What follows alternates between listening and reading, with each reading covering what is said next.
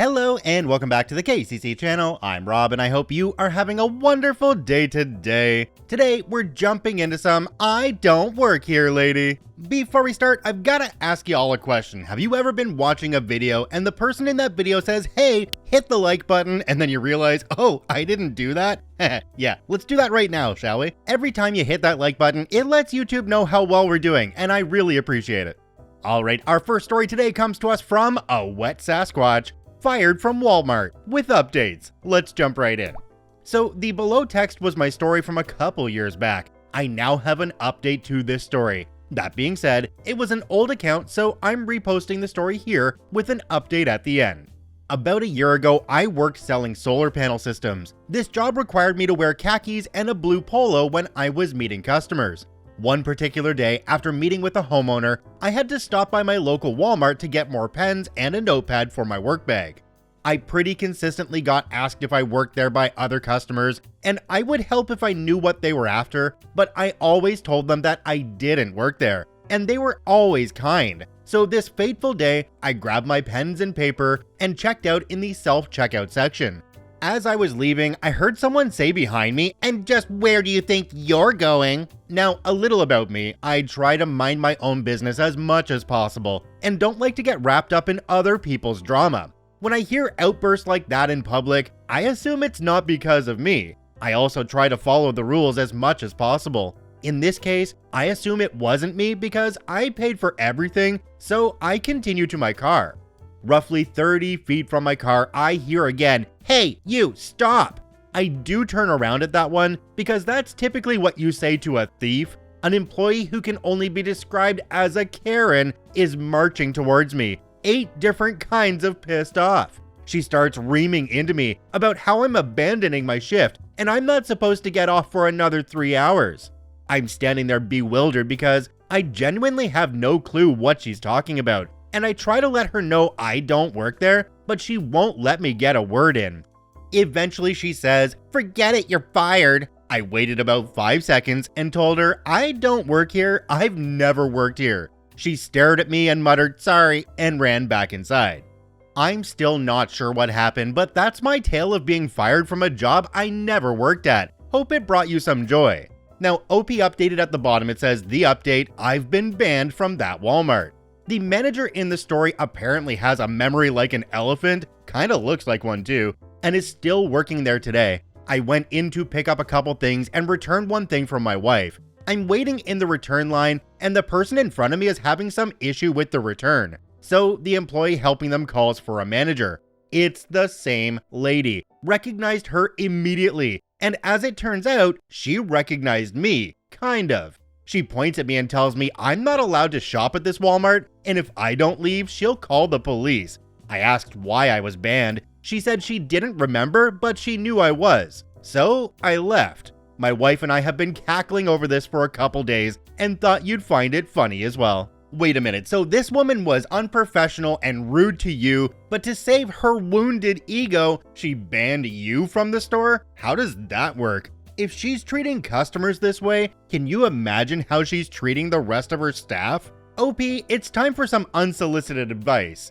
It's time to contact Walmart's corporate office and inform them that she's harassing you and banned you because she embarrassed herself in front of other people. Actually, part of me wonders why you didn't just stay in the store and let her call the police on you, because I'd love to see her explain to the police why you're not allowed in the store. I mean, she couldn't even remember herself. So how was that going to turn out? Our next story today comes to us from Fireena.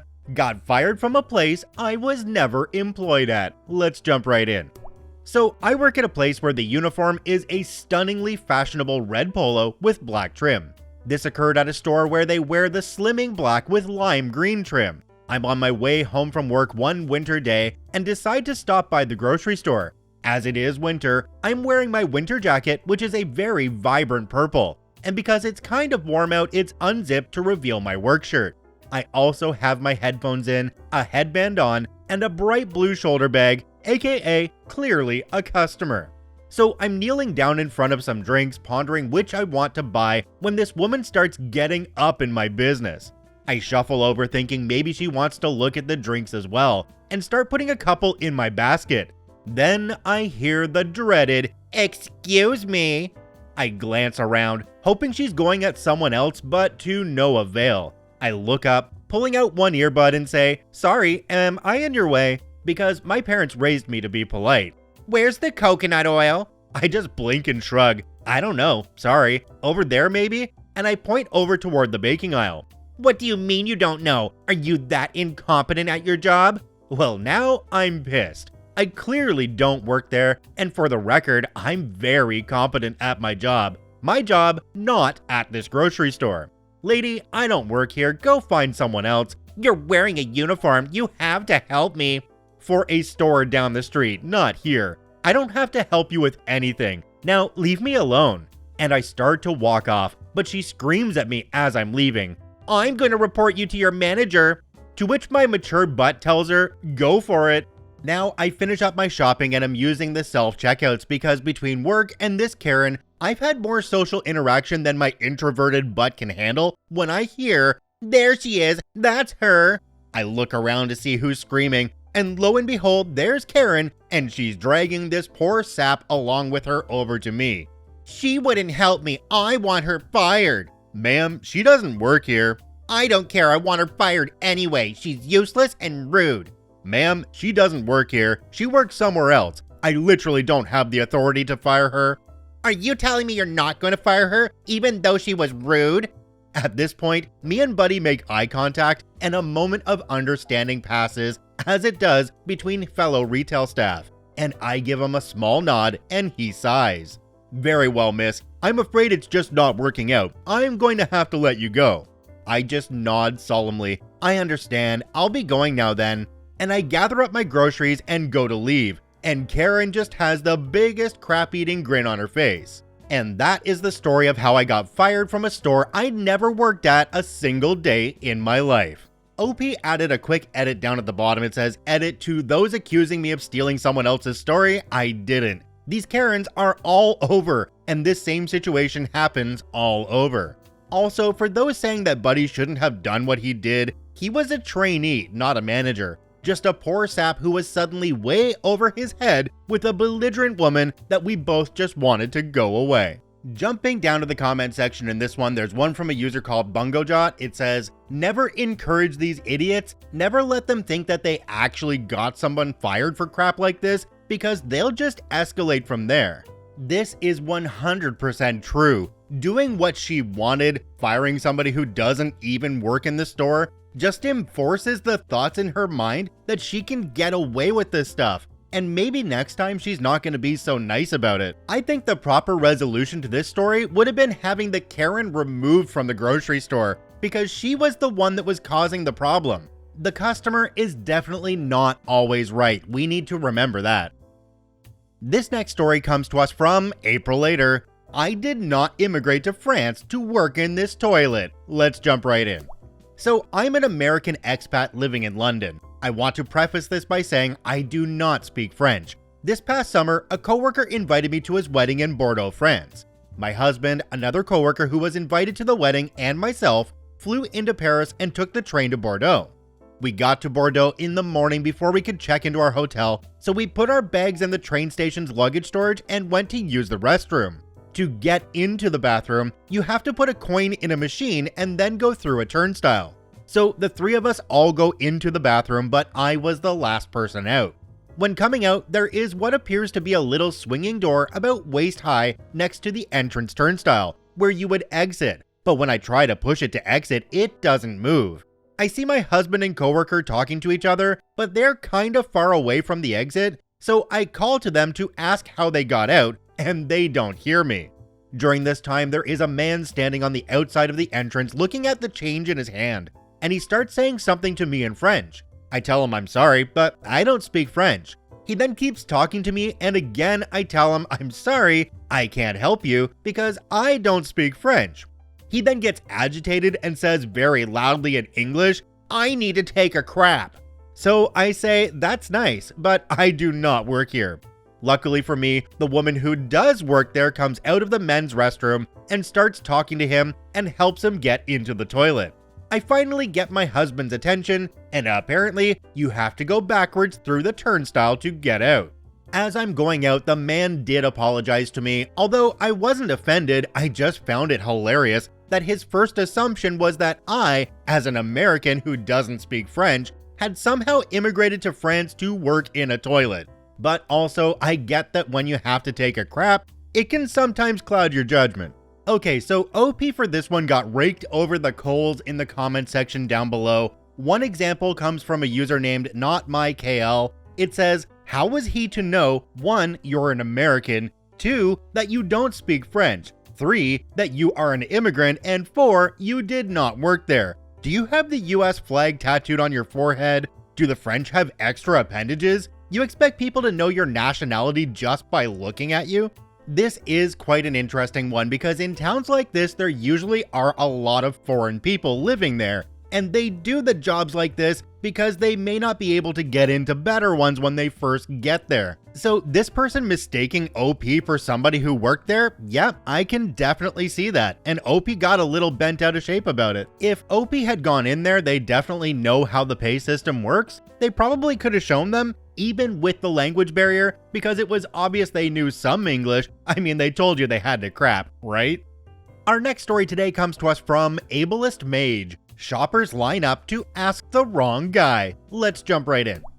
I used to be a DSD vendor, which is someone who visits a retail store on behalf of a different company and stocks that specific brand item on the shelf of the store. In the US, any given person you see stocking chips, beer, snack cakes, greeting cards, sodas, energy drinks, saltines, wine, and a few others, and wearing a uniform different than the store is likely a vendor.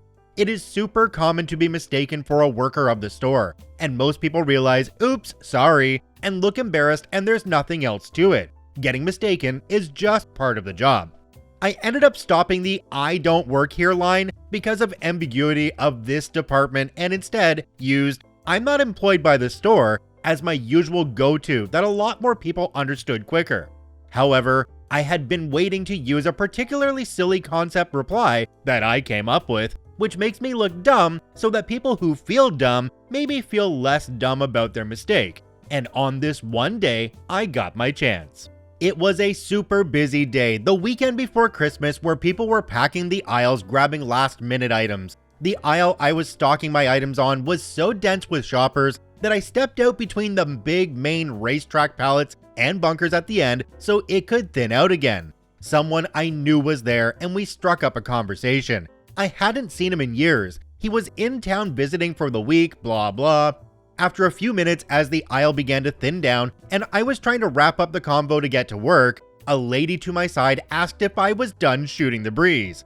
"Are you done yet with your little reunion? There are people who need answers here." Answers? About chips? "No, not about chips. What difference does that make?" I point to the logo on my sleeve, which had been facing her this whole time. I point to the logo on my front. I point to the logo on my hat. I point to the logo on the box I was leaning on. I work for a chip vendor. I can tell you where the chip aisle is, or if we have more of a certain kind of chip, but not much else. The reason I'm standing here chatting is because I'm waiting for the chip aisle there, pointing to it, to become less crammed so I can get back to refilling it. "Look, I just need to know where the wasp spray is." That was the setup I needed. I don't think I've ever heard of that flavor. She furrowed her brow and looked at me speechless briefly. "It's not a flavor, it's a spray. You spray it at..." I don't think any chip vendors make any kind of sprays. You might be thinking of squeeze cheese, that's not one of ours. Just, and she walks away, clearly in too big of a hurry to deal with my tomfoolery. My friend stifles his laughter.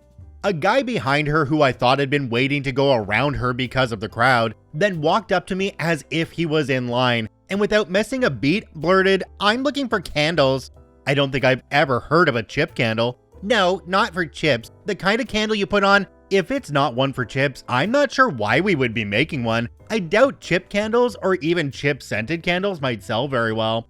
"Yeah," my friend chimed in, "you mostly only want to taste chips. People with chip breath, usually something you want to avoid, not get more of. I don't think chip-scented anything would do very well." No, it has nothing to do," and then he caught himself mid-sentence and saw my logos and restarted, "You're not with the store, are you?" with a giggle. "Correct," I said, grinning back. He pats me on the arm as he walks away and says, Chip vendor is a good company. Stick with it. You'll do fine.